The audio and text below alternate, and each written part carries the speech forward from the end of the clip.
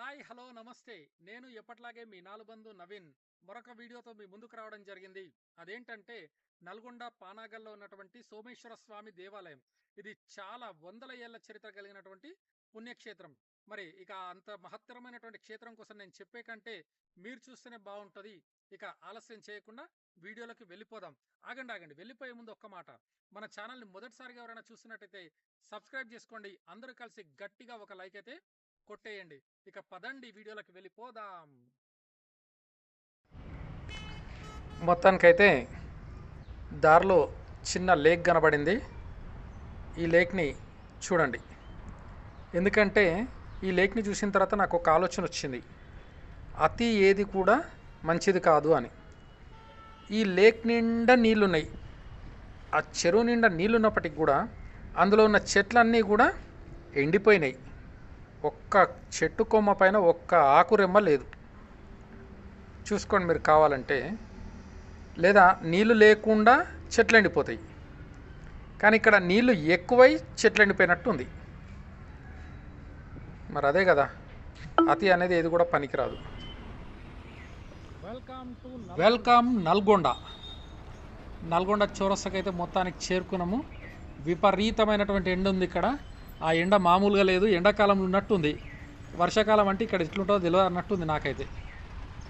మరొకసారి ఆ చౌరస్తా లోపల బాగా విగ్రహాలు పెట్టిర్రు, బాతులు కనబడుతున్నాయడ.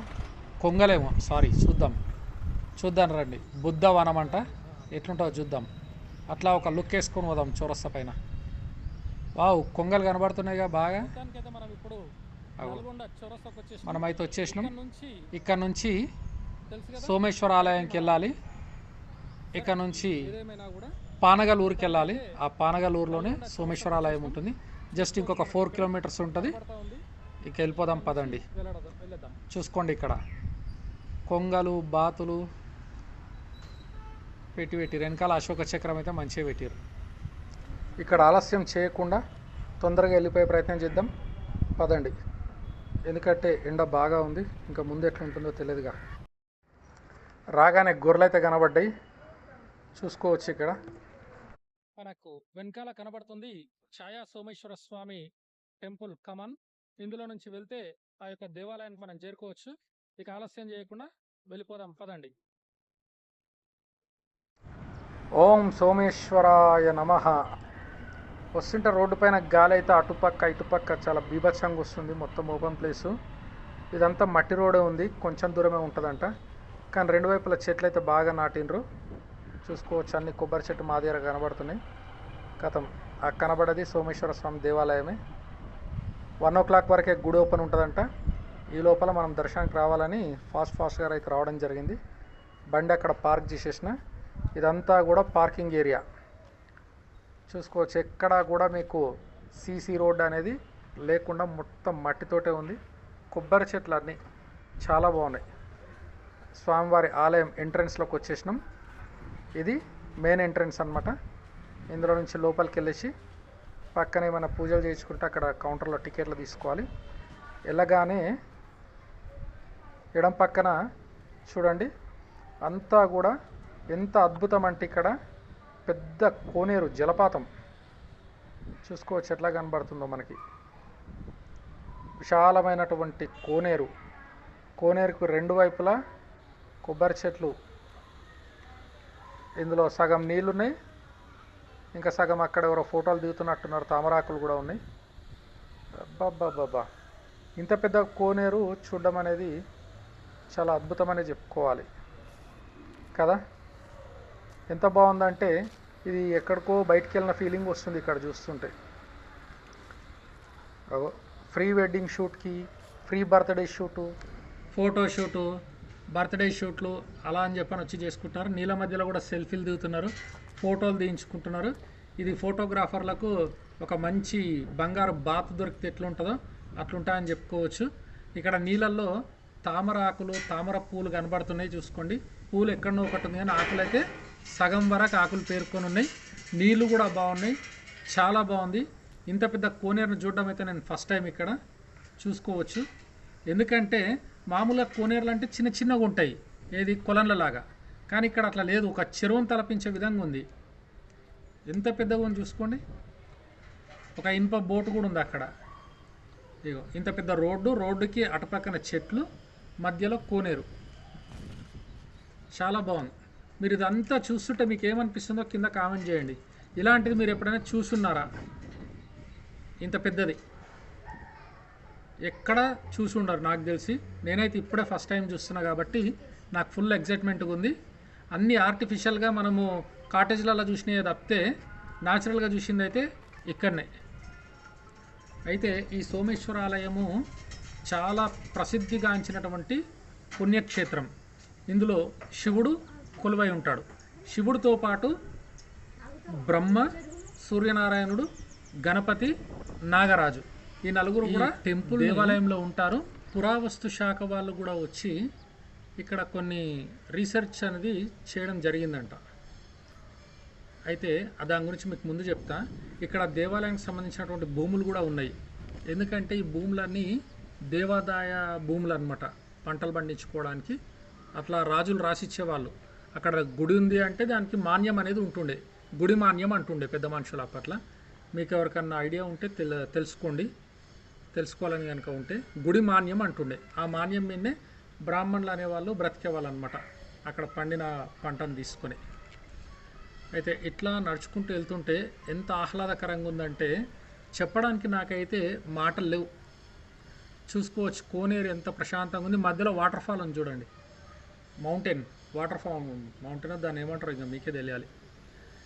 ఇక్కడ బంగారు బాతుల్లాగా కెమెరామెన్లకు దొరికినాయి అన్నాను కదా, ఆ బాతులు ఇక్కడే ఉన్నాయి, చూసుకోవచ్చు మీరు. చూడండి, వీటికి బాగా జనాలు వచ్చి వాటిలో కలిసిపోతున్నాయి. ఇవి అంత దగ్గరికి వెళ్ళినా కూడా ఏమనట్లేవు, అవి దూరం కూడా వెళ్ళట్లేదు. మంచిగా కెమెరాకి ఫోజులు ఇస్తున్నాయి, చూస్తున్నాయి. చూడండి, హంసనడక నడుస్తున్నాయి బాతులు. ఇంకా దగ్గరికి వెళ్తే కానీ అదిగో వెళ్ళిపోయింది, కథం. ఇంకోటి మీదుకుంటూ పోయింది, ఒకటి ఎగురుకుంటూ పోయింది.